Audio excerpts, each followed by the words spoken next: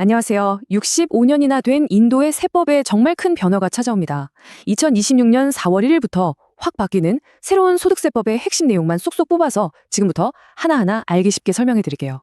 네, 맞습니다. 무려 65년 동안 인도의 세금 제도를 지탱해온 1961년 법이 이제는 역사의 뒤안길로 사라집니다. 그리고 그 자리를 2025년 소득세법이 대신하게 되는데요. 이건 그냥 법 조항 몇 개가 바뀌는 수준이 아니에요. 이게 뭘 의미할까요?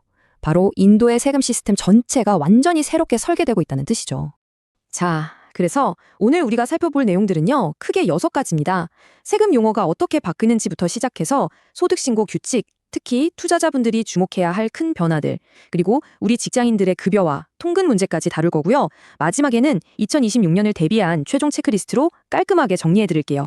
좋습니다. 그럼 바로 첫 번째 파트부터 시작해볼까요? 이 새로운 세법이 우리 모두에게 어떤 근본적인 변화를 가져오는지부터 짚어보겠습니다. 가장 먼저 눈에 띄는 변화는 바로 세무연도라는 개념이에요. 예전에는 과세대상연도, 평가연도, 이름만 들어도 머리가 아팠잖아요.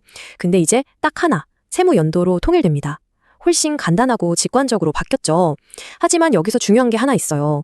용어는 간단해졌어도 우리 개인 소득에 매겨지는 세율 자체는 그대로 유지된다는 거, 이건 꼭 기억하셔야 합니다. 자, 이제 좀 더 실질적인 이야기로 넘어가 볼게요. 바로 세금 신고 절차인데요. 여기서는 특히 마감일이 바뀌는 걸 꼭 체크하셔야 합니다. 이제 예전처럼 소득신고 마감일이 딱 하나가 아니에요. 보시는 것처럼 7월부터 11월까지 납세자 유형에 따라서 무려 4단계로 나뉘게 됩니다. 그럼 도대체 누가 언제까지 신고해야 하는 걸까요? 바로 다음 장에서 자세히 알아보죠. 자, 표를 보시면요. 대부분의 개인 납세자분들은 예전처럼 7월 31일 그대로입니다. 그런데 주목할 부분이 있죠? 바로 회계 감사가 필요 없는 사업자분들, 이제 8월 31일까지로 한 달이나 여유가 생겼습니다. 그러니까 본인이 어디에 해당하는지 새로운 마감일을 꼭 달력에 표시해 두셔야겠죠? 자, 좋은 소식도 있습니다. 혹시 신고할 때 실수했더라도 너무 걱정 마세요. 바로잡을 시간이 훨씬 넉넉해졌거든요.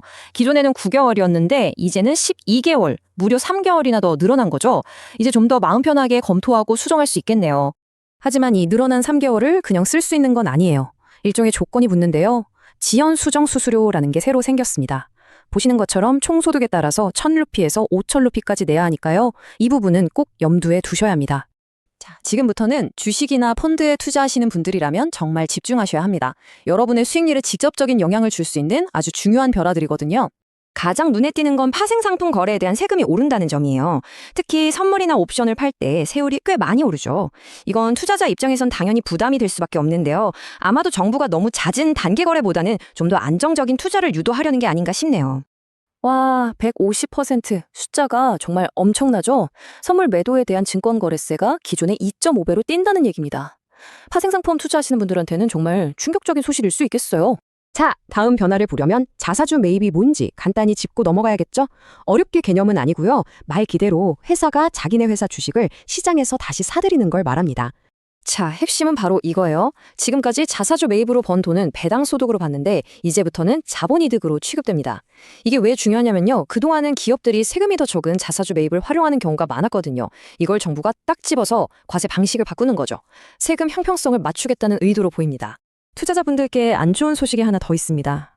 예전에는 배당이나 펀드 수익을 얻으려고 빌린 돈이 있으면 그 이자의 일부를 공제받을 수 있었잖아요. 근데 이제 그 혜택이 아예 없어집니다. 완전히요. 자, 이제 투자 얘기는 잠시 접어두고 우리 모든 직장인들에게 해당하는 이야기로 넘어가 볼게요. 바로 매일 하는 출퇴근, 이 통근 비용에 대한 세금 문제입니다. 이건 정말 좋은 소식인데요. 새로운 법에서는 이 통근 비용에 대한 비과세 혜택을 아주 명확하게 정리했습니다.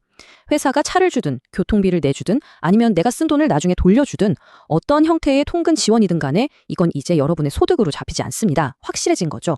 자, 다음은 원천징수세, TCS라고 하죠. 특정 거래를 할 때 미리 떼는 세금인데 이게 어떻게 바뀌는지 한번 보겠습니다. 한마디로 복잡했던 게 아주 심플해집니다. 표를 보시면 딱 감이 오시죠? 텐도 잎이든 고철이든 심지어 5%에서 20%까지 제각각이었던 해외여행 패키지까지 이 복잡했던 세율들이 전부 깔끔하게 2% 하나로 통일됩니다. 이건 정말 신고할 때 편해지겠네요.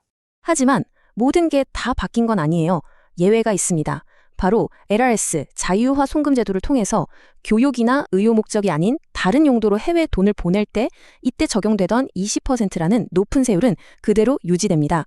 해외 송금 계획이 있으시다면 이 점은 정말 중요하니까 꼭 기억해 두세요.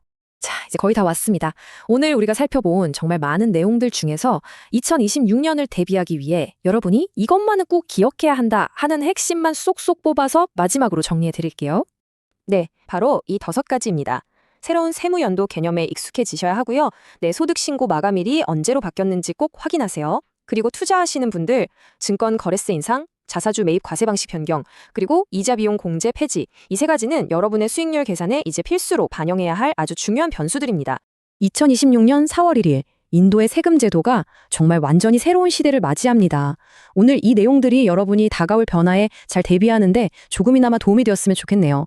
이제 남은 질문은 단 하나입니다. 여러분의 세금 계획, 이 거대한 변화를 맞이할 준비 다 되셨나요?